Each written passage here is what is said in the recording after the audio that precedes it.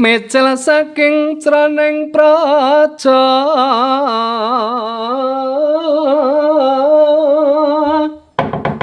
mapan samadyaning aga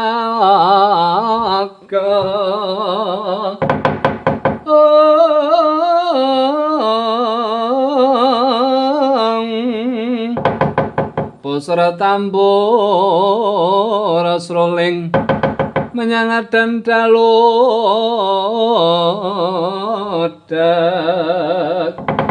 gendera miwa kekandha mawarana warana pindha jala kebasri kawuryan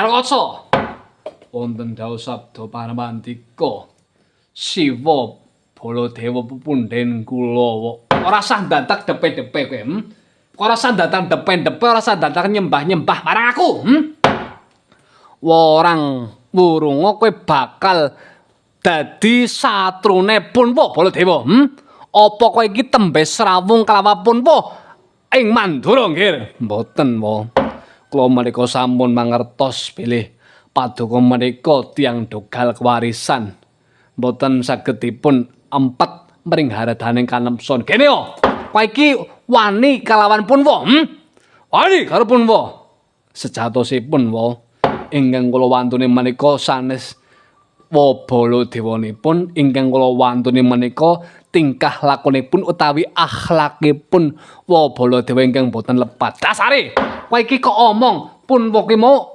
luput dalane ning ndi nggih Karangkasa ndadosaken kauningan wa sejatosipun Paman Permadi kalian Bibi Wara Sembadra sir wis padha irenge tirek wis padha serenge keng napa lho kepala paduka Baladewa menika badhe misahaken ing antaranipun Paman Permadi kalian Bibi Wara Sembadra ingkang sami dene tresnanipun wa jalaran napa wa Baladewa tresna menika gumantung saking telenging ati tresna menika suci anugerah saking keparenging Gusti lho kepala wa Baladewa menika menggak ing antaranipun katresnanipun wa putri Sembadra kalian Paman Pangeran Permadi jalaran ngene nggih Karangkasa nggone Kresna nampa penglamare Permadi kuwi ora nyuwun sarujane marang Punwa Baladewa ngerti apa ora ing antaraning Kresna kelawan Baladewa kuwi tuwa Baladewa katimbang Kresna lah minangka aku ki dadi gentine wong tuwa nggih mulan dina saiki yen pancen Permadi bakal dhaup kelawan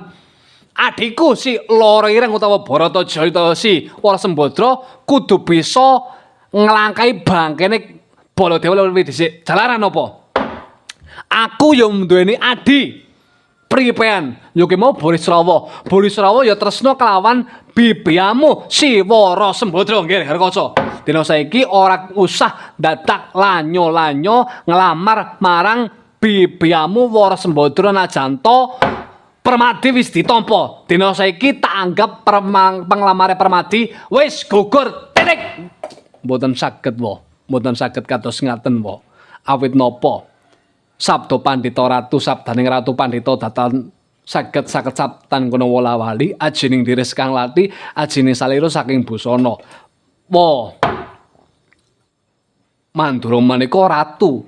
Ratu menika kawengku kalian pangandikan ingkang sagedipun ugemi menawi pangandikanipun paduka Prabu Baladewa menika boten sagedipun ugemi ginanipun kula menika ngajeni kalian menjalanikum napa wae edan keparat kowe wani tenan karo aku monggo wa sejatosipun kula menika boten mantun nanging menawi tingkah lakonipun Prabu Baladewa menika boten saged kula ajeni kula paripeksa wantun dhateng paduka Prabu Baladewa keparat dasar bekikuk anake buta mingkem bokem kowe paduka menika anake pun bule sapi gule kambing ora caturan ora usah ora genah kontene ora apa-apa ora genah bae akeh sing nonton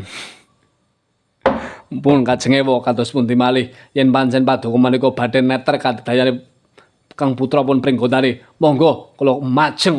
Isis kenang gosot ge iklan.